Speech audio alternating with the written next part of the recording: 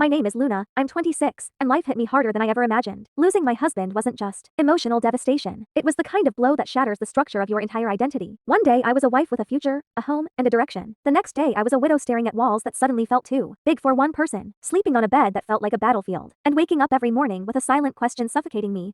What now? Grief didn't give me space to breathe. It didn't ask permission. It arrived like a storm and stayed like an unwanted tenant. The house that once felt warm now echoed with absence. His clothes, his books, his voice still lingering in my mind. Everything around me felt like a cruel reminder of the life I lost. And just when I was trying to sit with my grief, trying to rebuild myself piece by broken piece, his friend Mark started showing up. At first, it looked innocent, kind, supportive. A friend visiting, a widowed woman to check if she needed help. But that act didn't last long. His behavior shifted, his tone changed, and I began recognizing a pattern I didn't want to see. He started coming daily, not occasionally, not politely, but like he had appointed himself as some replacement figure in my life. He walked into my home like he owned space there. He asked questions that weren't his business. He lingered too long, staring at me in ways that made my skin crawl. Instead of comfort, he brought pressure. Instead of support, he brought suffocation. Instead of giving me space to heal, he tried to fill the void my husband left with himself. And that disgusted me more than I expected. I didn't want his company. I didn't want his presence. Every time he knocked on the door, my stomach tightened. Every time he stepped inside, grief turned into anxiety. I didn't want to be rude, but I also didn't want to pretend everything was normal. Nothing was normal. My husband was dead, my heart was cracked open, and Mark was using my vulnerability as an opportunity. That alone told me everything I needed to know about him. One evening, he stayed longer than usual. I told him politely that I needed rest. He didn't leave. I told him I wasn't feeling well. He sat down. He kept talking about how lonely I must be,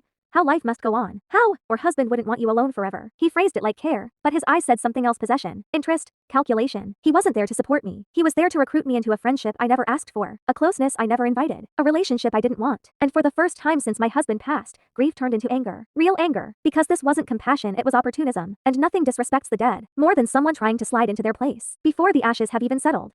That night, I realized something important. Grief doesn't just expose your weakness, it exposes other people's intentions. My husband's death revealed who actually cared about me, and who cared about themselves. Mark wasn't helping me. He was haunting me. So I made a decision. I wasn't going to let my depression silence me. I wasn't going to let politeness trap me. And I wasn't going to let a man, especially one pretending to be a friend, invade the little emotional space I still had left. The next time he came, I met him at the door. I didn't let him in. I didn't soften my tone. I told him flat out, "Stop coming here. I don't want this friendship. I don't owe you anything. My grief is not an opportunity for you." He tried to argue. He tried to guilt trip me. He tried to act offended. I didn't budge. I closed the door before he could finish another sentence. And for the first time in months, the silence that followed felt like relief. Not loneliness. Not emptiness. Relief. Because healing doesn't happen when you let the wrong people crowd your life. Healing happens when you build boundaries that protect what's left of you. I'm still grieving. I'm still broken in places. But I'm not letting anyone, especially someone who doesn't respect my pain, decide what my life should look like after loss. I'll rebuild when I'm ready. I'll let people in when I choose to. And I'll carry my husband's memory with me, not as a chain, but as a truth. Real love doesn't disappear. And fake concern doesn't get access to my life ever again.